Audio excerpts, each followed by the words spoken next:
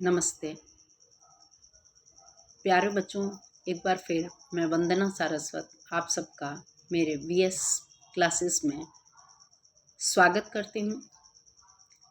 Motivational speech stories की series में मैं एक और स्टोरी आपके सामने लेकर फिर आई हूँ। आशा करती हूँ कि इन छोटी छोटी लघु कहानियों से आपको प्रेरणा मिलती होगी।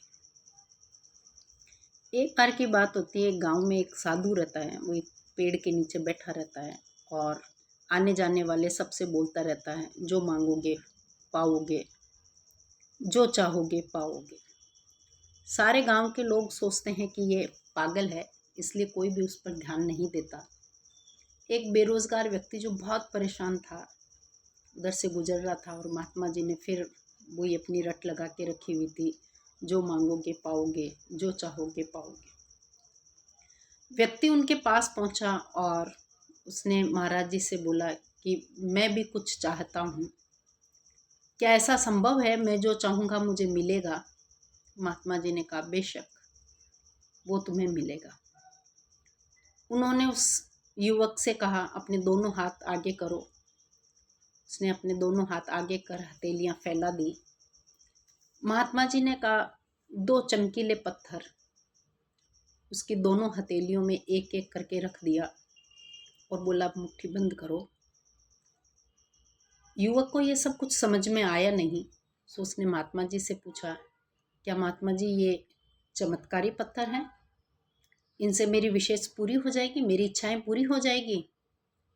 महात्मा जी ने कहा, बेशक बेटा, ये जादुई पत्थर नहीं है, लेकिन जो मैंने तुम्हें दो पत्थर दिए हैं वो तुम्हारी एक मुट्ठी में है समय और दूसरी मुट्ठी में है धैर्य। बेटा, धैर्यपूर्वक काम करो और समय का मैनेजमेंट बनाकर रखो, तो प्रत्येक वस्तु जो तुम चाहोगे वो तुम्हें मिलेगी। समय का सदुपयोग करो और धैर्य बनाकर रखो।